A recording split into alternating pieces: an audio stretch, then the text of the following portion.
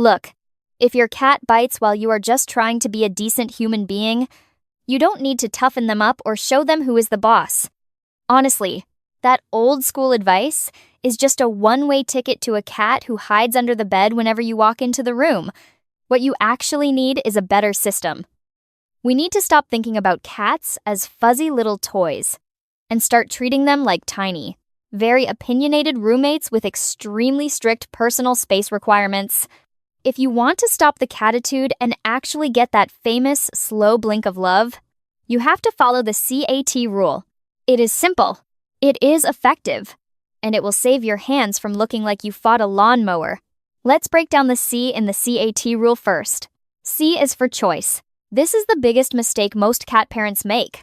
Most humans just walk up and grab their fur babies, or they start petting them while they are sleeping. In the cat world, that is a total rookie move.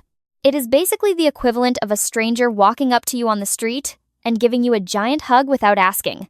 It is creepy and annoying. Instead, you need to perform the consent test. Every single time you want to interact, offer your hand about 3 inches away from their nose. Then, you wait.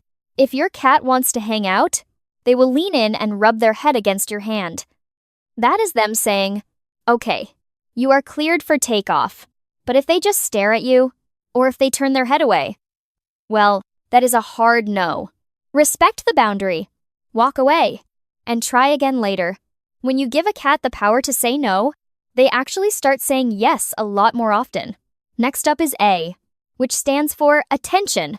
We talked about the warning signs in the last video, but it bears repeating because your skin depends on it. You have to watch those ears and that tail like a hawk. Even if you got the initial consent, things can change in a heartbeat. If you see that tail start to thump or those ears shift into airplane ears, the consent has been revoked. The interaction is over. Do not try to push it for just one more scratch. Then we have T, which stands for thinking about the touch zones. You have to realize that not all spots on a cat are created equal. Think of your cat like a map with different security clearances. The cheeks, the chin, and the top of the head, those are the green zones. They are safe. They are relaxing. And most cats could spend all day having those areas scratched. But the belly, the legs, the paws, and especially that sensitive area at the base of the tail, those are the red zones. That is where the nerves are the most densely packed. And that is where the overstimulation circuit blows a fuse the fastest. Most people see a cat showing its belly and think, oh look, an invitation for a tummy rub. No. In cat language, showing the belly is a sign of extreme trust, not a request for a massage. If you go for the belly, you are falling into a trap, and you are going to get the claws. Stick to the green zones and stay safe. Now, here is the absolute secret weapon for every cat owner on the planet. I call it the 3-second rule. It sounds almost too simple to work, but I promise, it is a game changer for building trust. Here is how you do it. Pet your cat for exactly 3 seconds. 1, 2, 3. Then, you stop. Completely. Take your hand away. If your cat wants more, they will show you. They will nudge your hand. They will rub against you. Or they might even start making biscuits on your leg. If they do that, you are good for another 3 seconds. But if they just sit there, or if they look away, you are done. Interaction over. This gives your cat total control over the situation, which lowers their baseline stress. They realize that you aren't going to overwhelm them because you are finally listening to their silent stop button. Sometimes, the problem isn't even about your technique. It is about the physics of your house. We need to talk about static electricity. This is a huge ghost stressor that ruins so many relationships. Imagine you are vibing with your cat. Everything is great. And then a tiny spark of electricity jumps from your finger to their ear.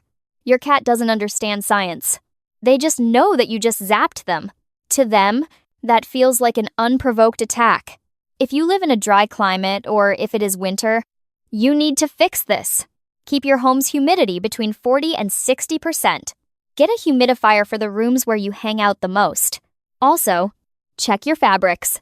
Synthetic materials like polyester are static magnets. Swap out those cheap blankets for natural fibers like cotton, wool, or linen. And here is a pro tip. Try lightly moisturizing your own hands before you touch your cat. It stops the sparks and keeps the interaction chill.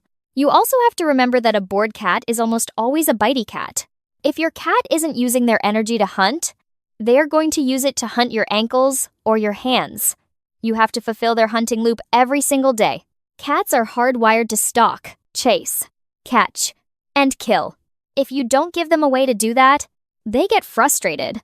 You need at least 15 minutes of intense play every single day. Use a wand toy.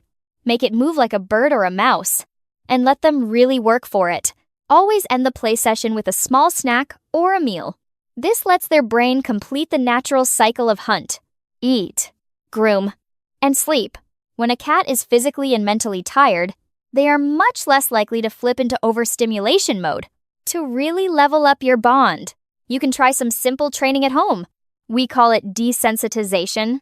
Grab a high-value treat, like one of those lickable creamy treats that cats are obsessed with. While your cat is distracted by the food, give them one tiny, 1-second touch on a safe zone like their cheek. Just one, then let them keep eating. Over the next few weeks, you slowly increase that to 2 seconds. Then 3, you are building a new brain map for your cat where your touch always predicts something amazing. But look, you have to be honest with yourself. If you see even a hint of a tail flick or an ear twitch, you have to back off immediately. We never push through the fear. Now, if you have done all of this and your cat is still biting, we need to talk about red flags.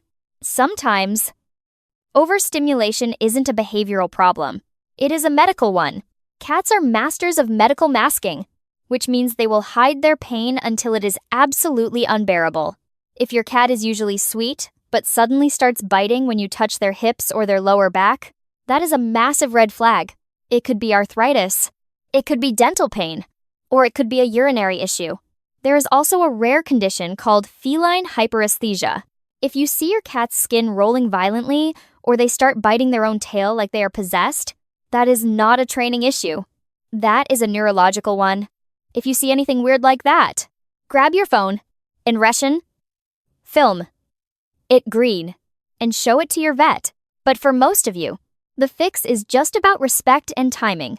Start that 3-second rule tonight and watch how your cat starts to look at you differently.